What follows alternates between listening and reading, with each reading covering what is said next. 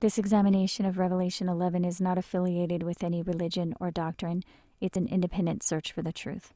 In the previous video, we looked at Revelation 11 verses 1 through 4, which told us the multitude of all nations will walk the holy city in heaven for 42 months, and the two witnesses will act as prophets on the earth for 1260 days, which according to Revelation 12, Daniel, and Matthew appears to be 1260 years. So again, we're told the multitude of all nations will be in heaven for 42 months, which is 3.5 years, and they will return to the earth after the cataclysm. And the two witnesses will act as prophets on the earth for 1260 days, which can also represent 1260 years in the text. We previously left at verses 3 and 4, which say, "And I will give power unto my two witnesses, and they shall act as prophets 1260 days, clothed in sackcloth." These are the two olive trees and the two candlesticks standing before the God of the earth. After examining the codes, it seems the two witnesses represent the Jews and the Christians who currently make up 2 billion of the world's 7 billion population. Next, verse 5 says, "And if any man will hurt them, fire proceedeth out of their mouth, and devoureth their enemies. And if any man will hurt them, he must in this manner be killed." Notice the first word in this verse, number 2532, also means but. So it says, "But if any man will hurt them."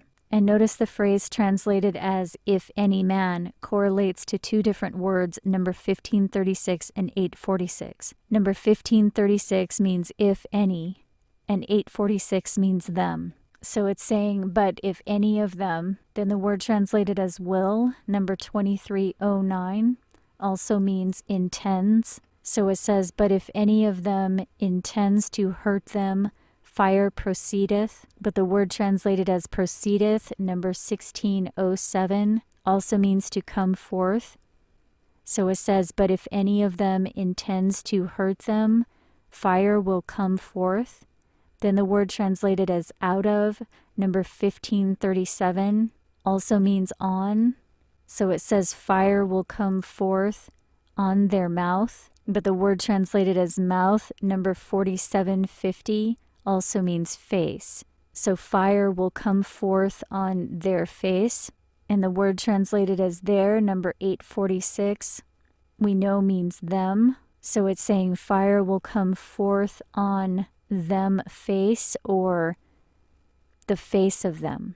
This makes more sense than the King James translation because the phrase on the face of them is common throughout the Bible. For example, Psalm 21:12 says, "Therefore shalt thou make them turn their back when thou shalt make ready thine arrows upon thy strings against the face of them." And Isaiah 13 says their faces shall be flames. So the translation, fire will come forth on the face of them, seems to be more accurate. Then we know the word translated as their, number 846, is them. And the word translated as enemies, number 2190, also means hateful or hostile. So it says fire will come forth on the face of them and devour them that are hostile. Then it repeats the top phrase, and if any man will hurt them, which we know translates to, and if any intend to hurt them. So verse 5 says, but if any of them intends to hurt them, fire will come forth on the face of them and devour them that are hostile. And if any intend to hurt them, they must in this manner be killed. So we'll add that translation here. So the text tells us in verse 4 that the two witnesses are the two olive trees and the two candlesticks, which the text make clear is code for the two churches of anointed people throughout the whole earth who act as prophets in sackcloth, but are fat hypocrites. But right after that, in verse 5, it says, but if any of them intend to hurt them, fire will come forth on the face of them and devour them that are hostile. So notice the usage of the word them occurs 5 times in verse 5. This is important because it seems to include both the two witnesses and anyone else. It says, if any of them intend to hurt them. This means that anyone who is hostile and intends to hurt anyone will go through the fire. So if any of the two witnesses intend to hurt anyone, they will go through the fire. And if anyone intends to hurt the two witnesses, they will go through the fire. So the phrase, them that are hostile, can refer to those who are part of the two witnesses and anyone else. The fire is partially explained in Matthew 13.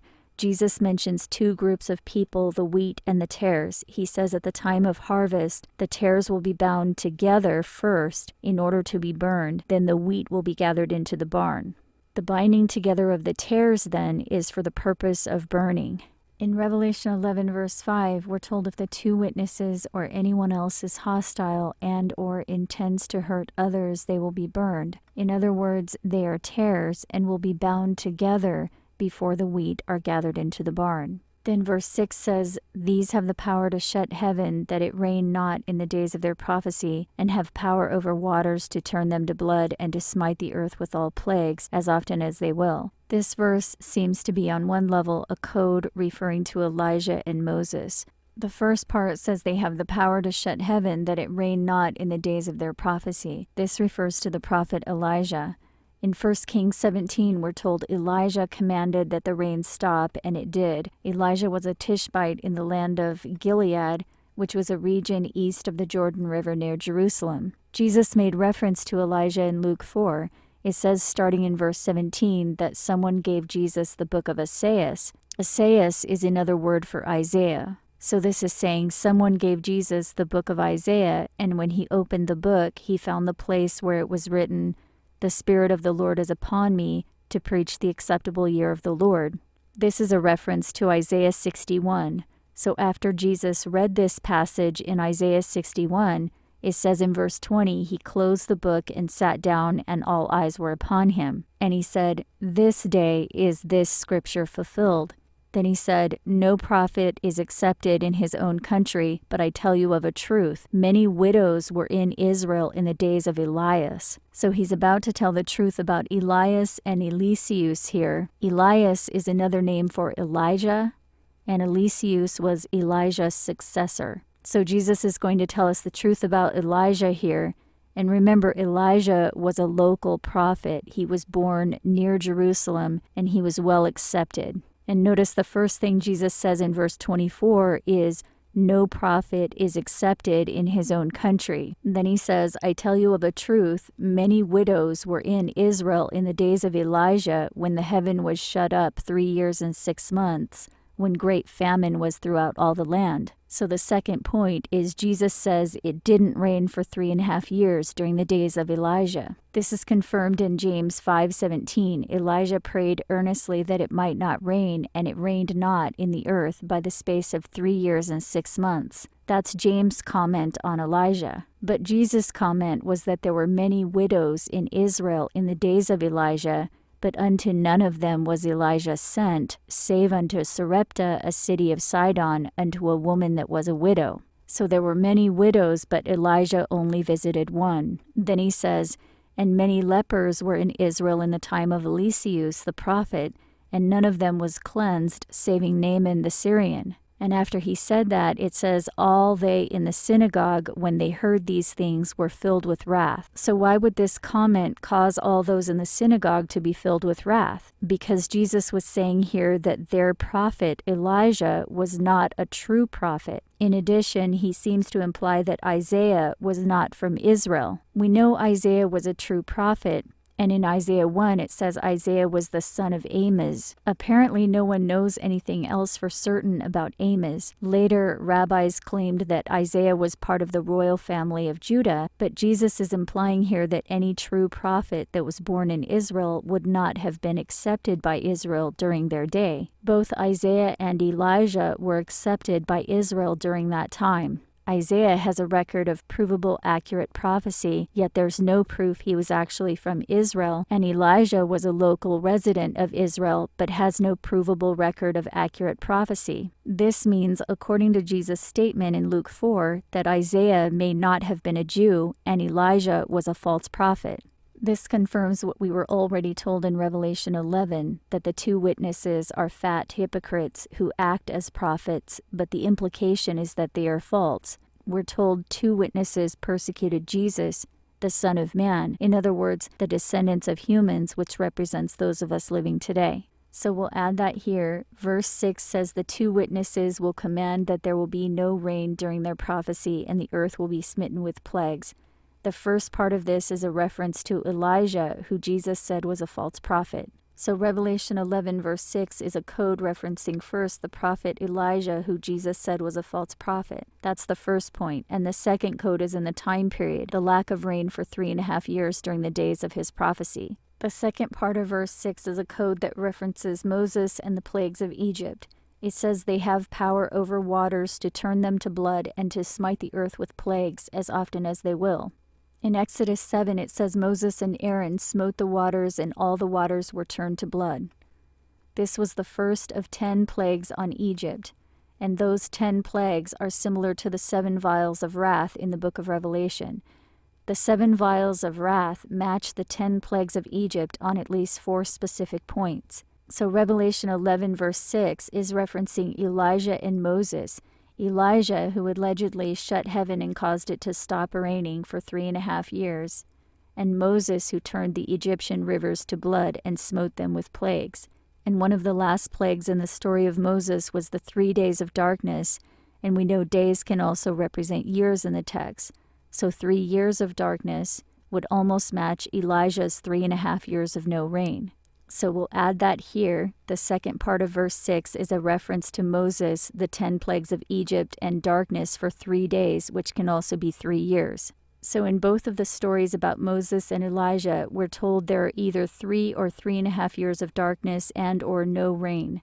This is referenced in Revelation 11 verse 6 in association with the 2 witnesses. There are also 2 other possible symbolic references in this verse. The rain can also refer to the rain of fire and brimstone from heaven that fell on Sodom and Gomorrah. In Luke 17 verses 29 and 30, Jesus said it will rain fire and brimstone from heaven in the day the Son of Man is revealed. We know this refers to the falling stars that Matthew 24 tells us occur immediately after the tribulation of the days.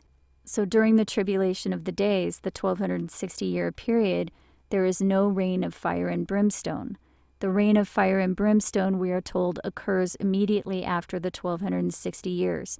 Revelation 11 confirms that. There is no rain of fire and brimstone during the 1260 years that the 2 witnesses walk the earth. So we'll add that here. Verse 6 is also a reference to the rain of fire and brimstone, which the texts say will not occur until the end of the 1260-day or year period. The next point is the waters will be turned to blood during that time. In Revelation 17 verse 15, we're told the waters represent people of all nations and languages. In other words, the waters turning to blood represent the people that were murdered during that 1260-year period. It has been estimated by some that over 50 million people were murdered during the reign of the Christian Roman Empire. Others have claimed that the start of that 1260 years began when the church leaders became a governmental power in and of themselves between 754 and 756 CE. If that's true, then 2014 through 2016 may mark the end of it. In Revelation 11, we're told the Christians and Jews will have power during this time. The waters or people will be turned to blood, and there will be no rain of fire and brimstone, not until the end of it. So we'll add that as well. The waters turning to blood in verse 6 may refer to the waters of people that were murdered during the Holy Roman Empire. In verse 6, the word translated as power, number 1849, also means influence. So it's saying these will have influence. Then in the original language, the phrase shut heaven or heaven shut. In other words, heaven will be shut, that it will not rain in the days of their prophecy, and have power. In other words, they will have power over the waters to turn them to blood and to smite the earth with all plagues as often as they will. So we'll add that translation here, and we'll add the waters turned to blood and plagues with no rain of fire and brimstone during the 1260 days or years that the 2 witnesses act as prophets. We'll continue with part 3 of Revelation 11 next week. For more information, the whole series playlist, Bible's Countdown to the Asteroid, is linked here, and there are several other videos linked in the description below. Just click on Show More to open more links on this subject. Thank you so much to those of you making this research possible. If you like this video, please consider providing support. I hope you're doing well, and I'll talk to you next week.